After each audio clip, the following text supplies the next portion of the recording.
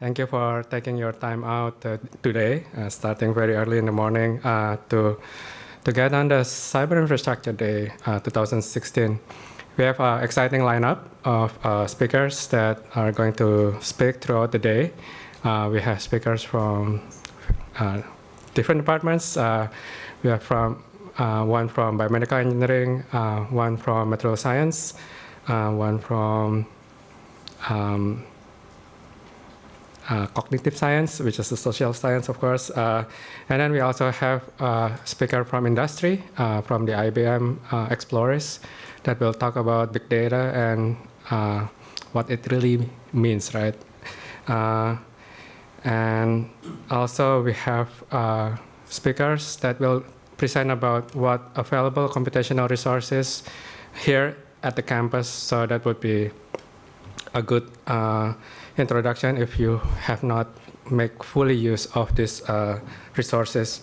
And finally, we'll have also speakers from our partners, from Amazon Web Services, and also from Dell. So I think today's lineup will be very useful for a lot of us. It will hopefully gain us some new understanding about computational resources and how it can build the scientific research that we have here at the campus. And so before further ado, I'd like to introduce our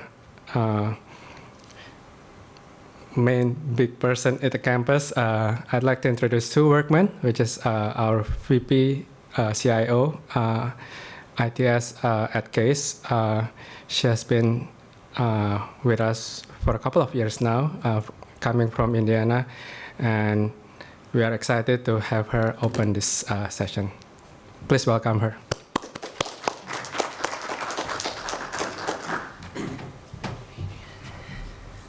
Good morning. Well, I actually haven't been here for 2 years yet, so a year and a half. It may only just seem like 2, but good morning. I am very happy to welcome you to the second annual Cyber Infrastructure Day. I think we have some really great things lined up for you, and we hope that you'll have a really great day. I want to thank Adrian for his leadership and developing this day of discovery that we have going on.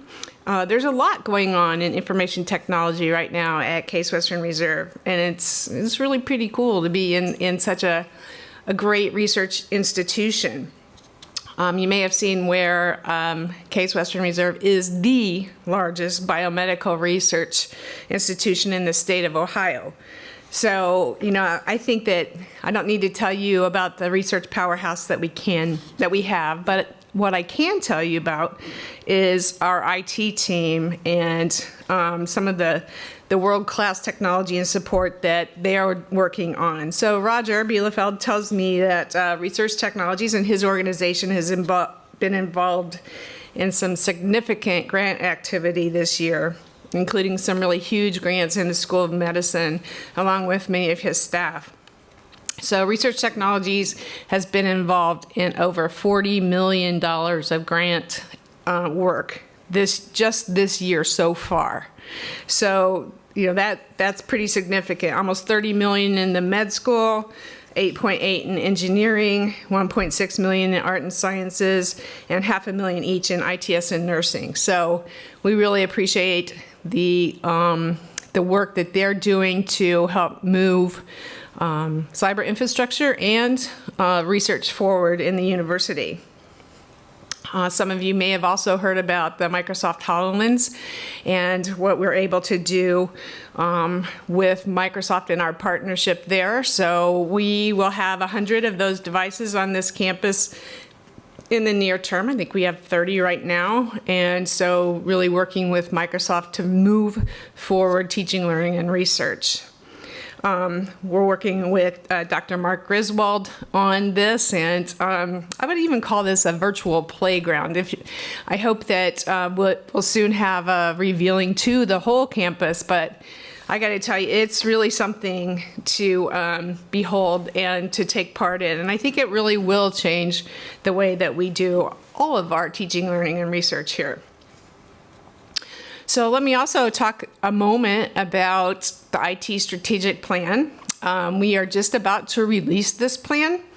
It will have 9 themes in it, all of which aim to deliver great services, but also to really move the university forward in its use of information technology. But I think there's one theme that this audience will very likely embrace, and it's called enhancing research, technology, scholarship, creative activity, and academic innovation. So there's some really cool things that I think will happen in technology in the next few years as a result of this strategic plan. So mark your calendars for June 8th. It'll be a kickoff for our strategic plan, which is really a roadmap for us going forward. We'll have an afternoon of programming and speakers and innovation panels at this event as well, and lunch. So, lunch is always good to herald the kickoff. So the event is open to the entire campus community. So mark your calendars, June 8th, from noon until 5, right here in the ballrooms. There'll be all 3 ballrooms, and we think it'll be a really great time. So I can see from your agenda, it's clear you have a great day here today as well. So you'll be hearing from topics from our great research faculty, from research technology staff, and from experts at Amazon, Dell, and IBM. I had the pleasure of having dinner last night with Dr. Alan Craig, and I think you'll learn a great deal from him and his work. So thank you all for what you contribute to Case Western Reserve every day, and I wish you a very productive and enjoyable day today. Thank you. Good morning. I'm Roger Bielefeld in ITS, Research Computing and Cyber Infrastructure Group. Again, thank you for coming. I thought before we got too far into the day, it would be useful to answer a question. I think this is a term that most people have heard, but I'm not sure that many of us have seen a definition of this. So I thought, all right, let's see what we can find here, and try the old Webster's. That's the first place to look. So this is a little unusual. Let's try Plan B. Next attempt, Macmillan Dictionary, also online, easy to find. So let's see what we get here. Alan, what are we doing here? I'm doing something wrong. All right, well, let's pull out the big guns here. Oxford Dictionary, Oxford English Dictionary, OED. You can't go wrong here, right? So let's see. Another dead end. So, all right, what's the next try? Wikipedia. You can't. We've got to hit it here. So let's see what we've got. There we go. All right. So this looks pretty good. Advanced data acquisition, data storage, data management, et cetera, data mining, visualization, computing, information processing. Something, I don't know, something is missing here. I'm not quite sure. So let's try again. NSF is one of the first places that use this term. I'm not sure they invented it, but it was certainly early use. So let's go to that early source, see what they say in this document from 2007. It's actually a revision of an earlier document. So we have a good definition: computing systems, data, information, networking, sensors, instruments, et cetera, et cetera. Again, I'm just feeling like something is missing here. So let's try one more time. And we'll go to a source of many good things at our university, as well as throughout technology, especially in higher education. Indiana University, and what do they have to say? All right, here it is, and they've got it, finally. It's people. That's the piece that was missing in all the other definitions. It's people. It is all these other things, the physical cyber infrastructure, but the human cyber infrastructure is equally important. So I think that's something that I want to just spend a few minutes on. Cyber infrastructure is, to a large extent, people.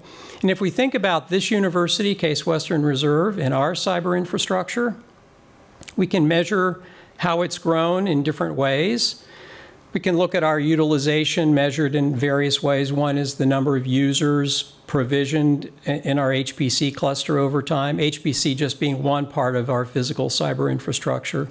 We have faculty who sponsor all student users, so that's gone up steadily over it's actually more than 10 years we've had a HPC presence here. We can look at the size of our admittedly modest cluster, but it's grown pretty steadily. We've had little bumps of investment over at various times, but notice how slow it was in getting off the ground. But the biggest, in my mind, the other big measure of how the university has invested in our cyber infrastructure is to look at our staff FTE in the research computing area. So we started this back in '04, and you see the one person who was involved in it for, I guess, 3 years. Me. And we've managed to add folks on. Hadrian was one of the early additions, not the very first person, but maybe the second person who was added to the group, and he's been with us ever since. And we've been able to, you see a little bit of a plateau there for a few years, and now a nice increase in the past year or so.